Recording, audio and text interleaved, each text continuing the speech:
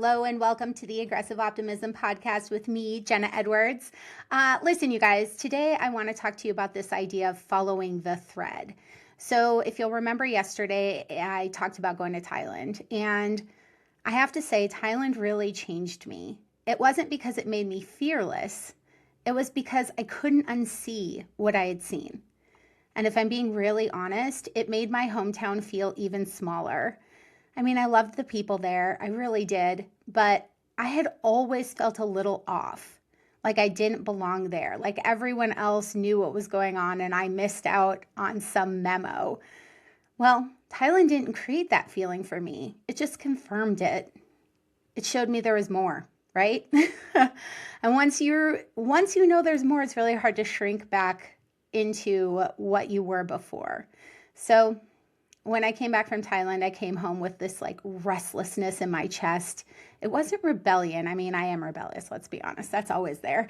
But this was more like awareness. And I knew one thing.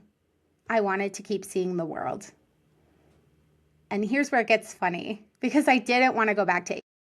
I had just done Asia. And in my mind, I was like, okay, been there, done that. New continent, please.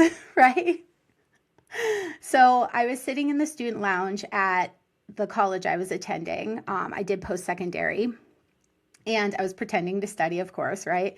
Which really means just scanning the room, trying to find something more interesting.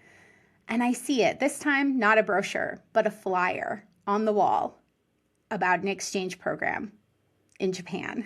And I immediately thought, nope, I've been there, been to Asia, right? So I walked past it. The next week, still there.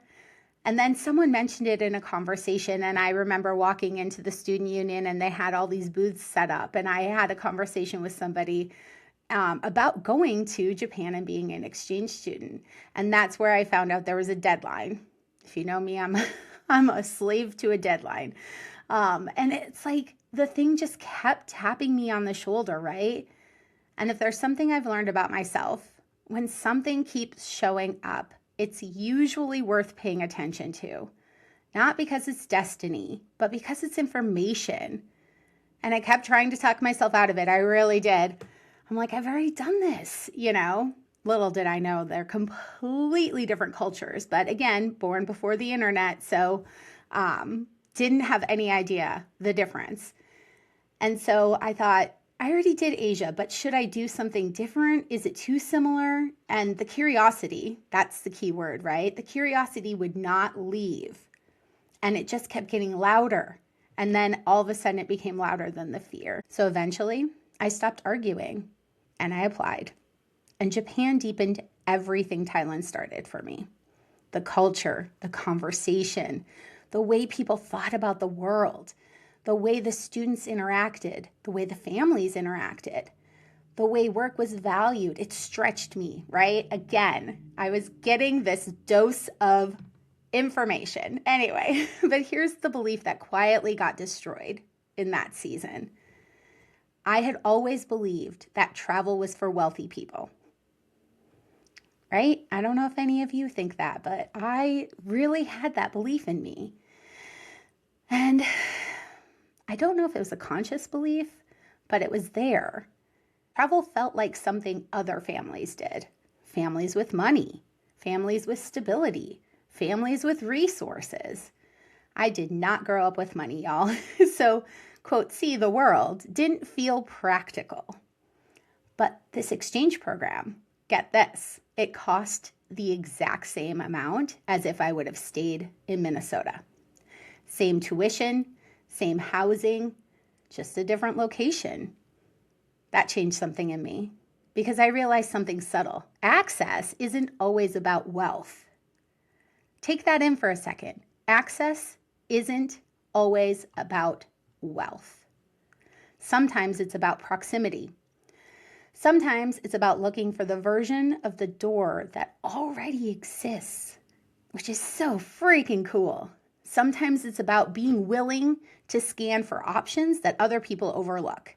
How many times have you been in a situation where you're like, there's no option, but like if you just look to your neighbor, they've already done the thing. I don't know why we limit ourselves like that. But I believe in sustained curiosity because it's not dreaming, it's just noticing. And here's where it gets even more practical. When I came home from Japan, I didn't say, well, that was nice.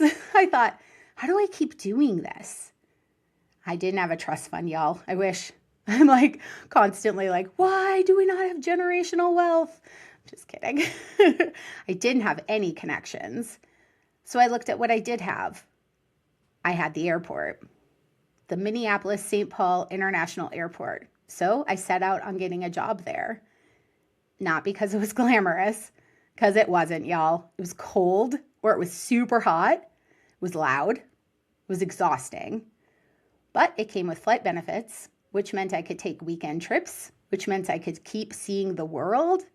That's what following the thread looks like. It's not a grand gesture. It's positioning. Put yourself near what you want.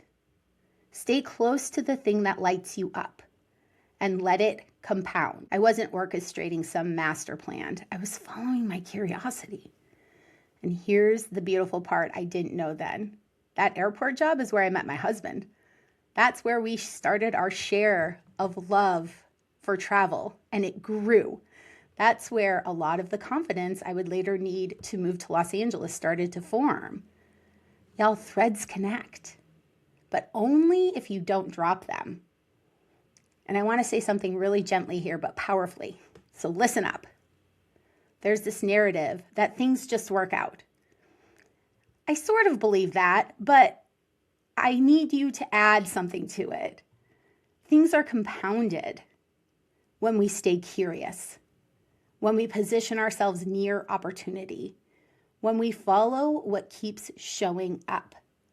Curiosity assumes there's more. It assumes you don't have the whole picture yet. It assumes the story isn't finished. And that right there is optimism, not hype, not blind positivity, just the decision to keep exploring.